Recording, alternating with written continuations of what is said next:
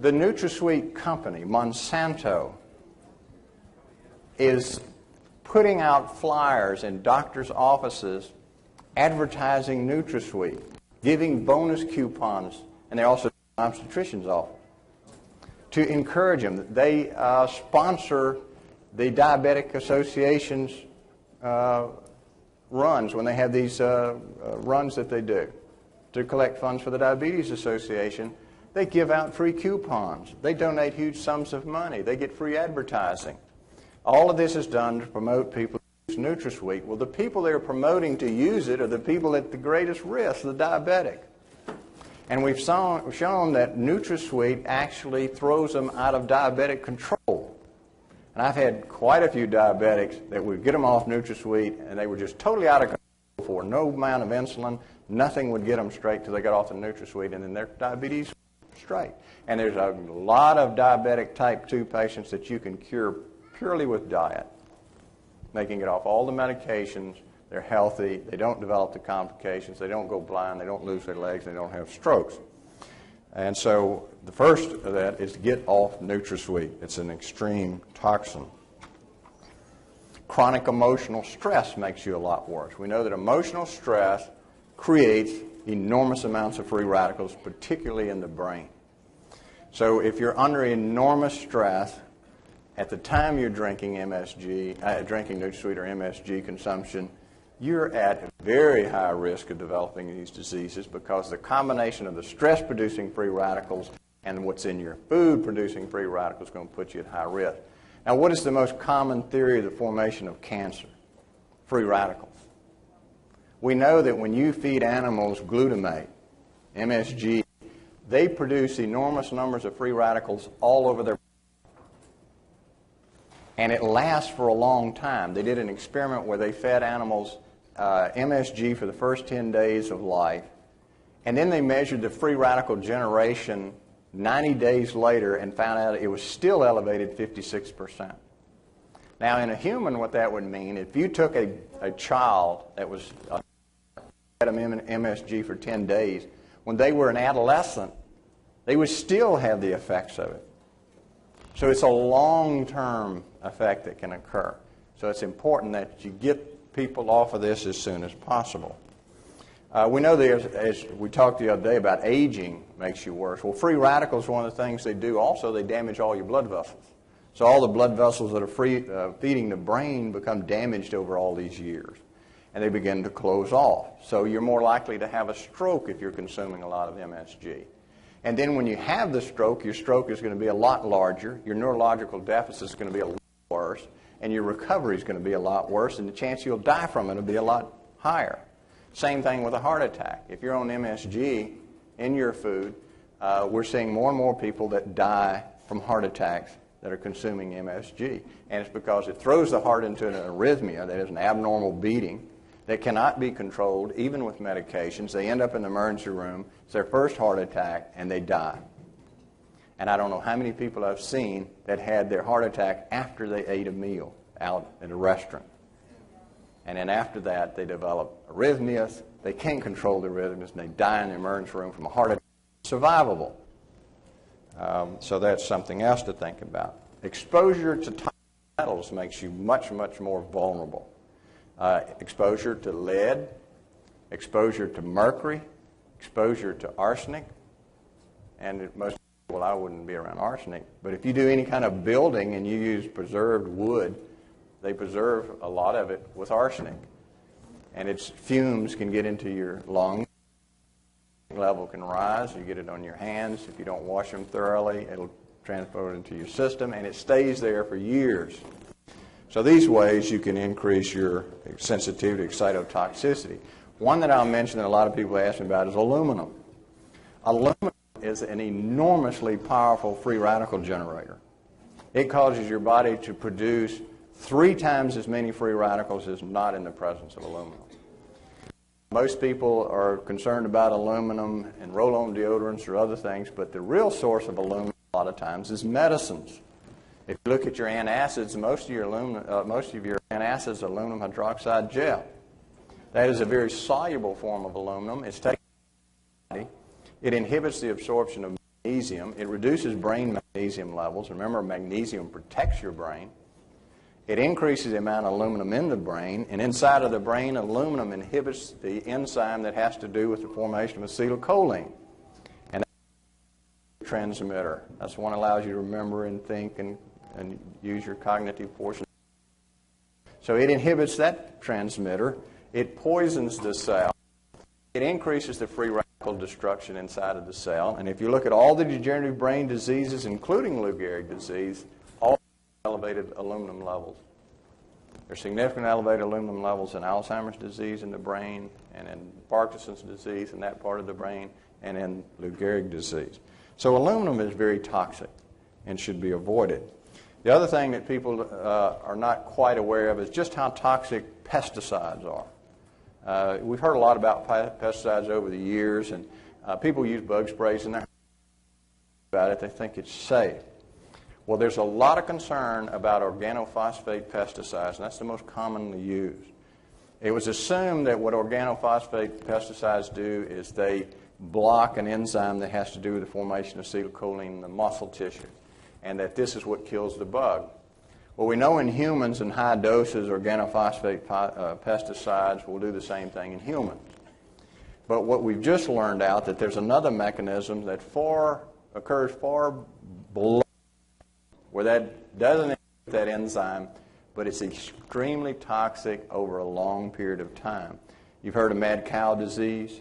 There's growing evidence that mad cow disease is really due to pesticides. There's growing evidence that it's associated with severe intellectual deterioration in children. And there's a case that came out in the latest Journal of Annals of Neurology of an interesting case.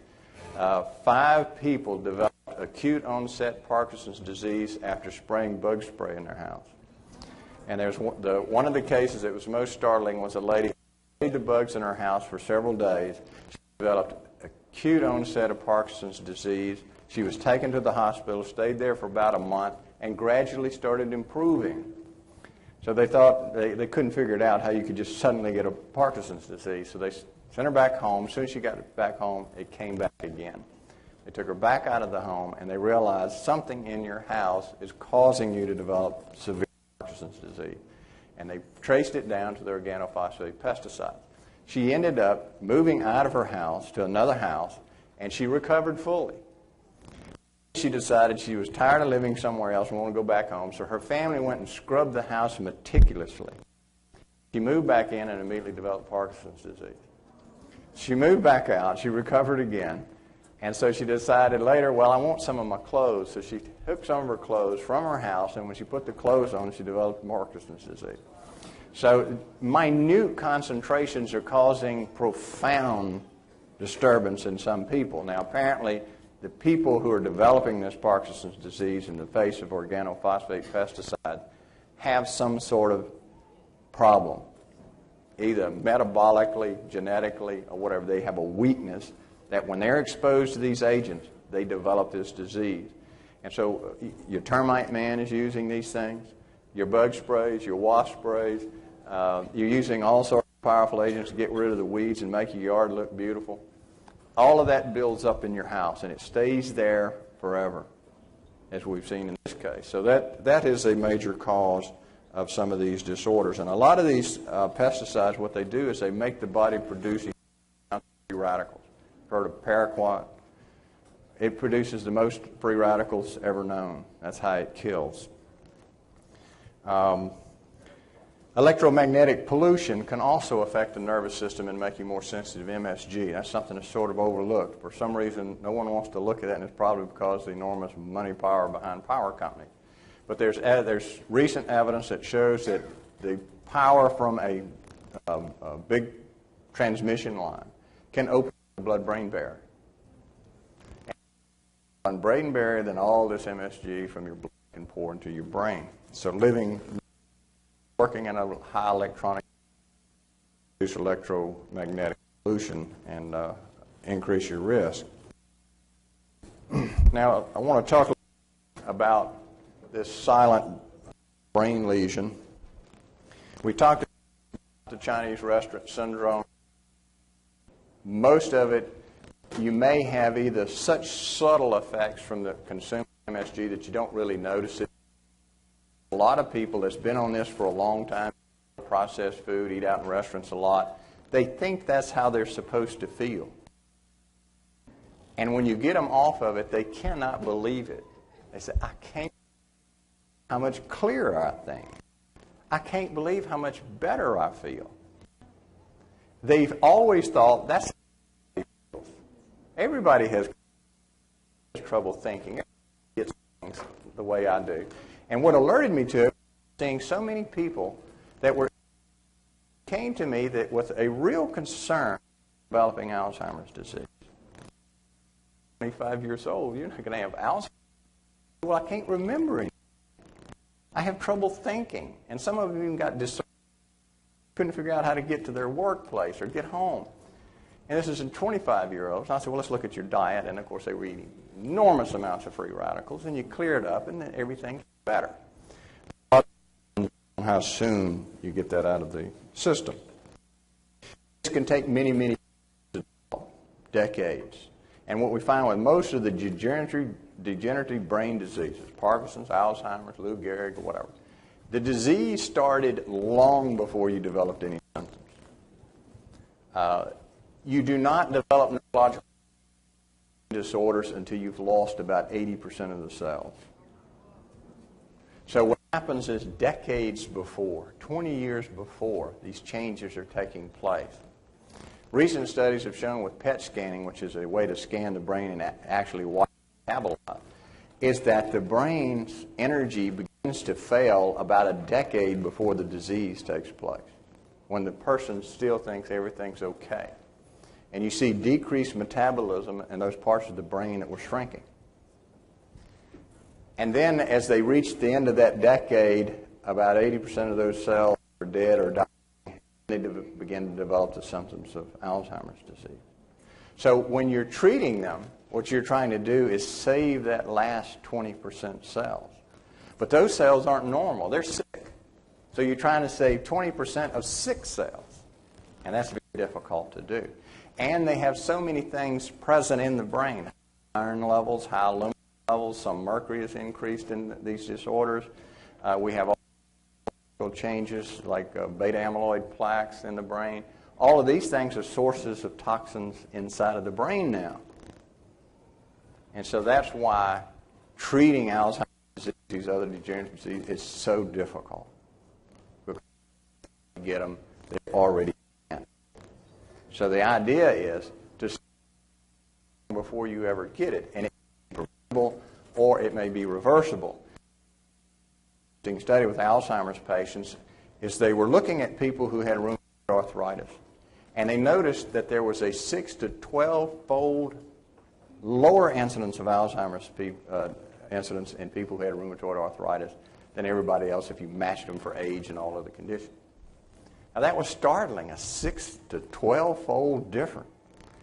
They looked at all the factors, and what they found out was it's because they took anti-inflammatories. And that these changes, all these chemicals get in the brain, produce inflammation. So by taking anti-inflammatories, they were reducing their risk.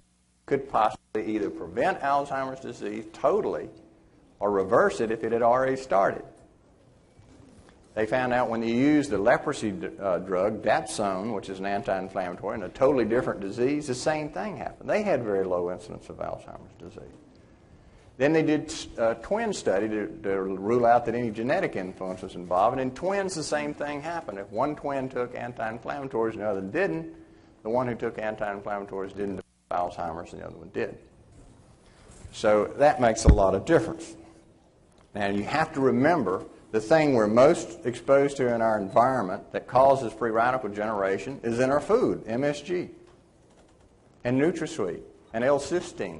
All of these excitotoxins are stimulating our brain to produce inflammation through those pathways I showed you yesterday.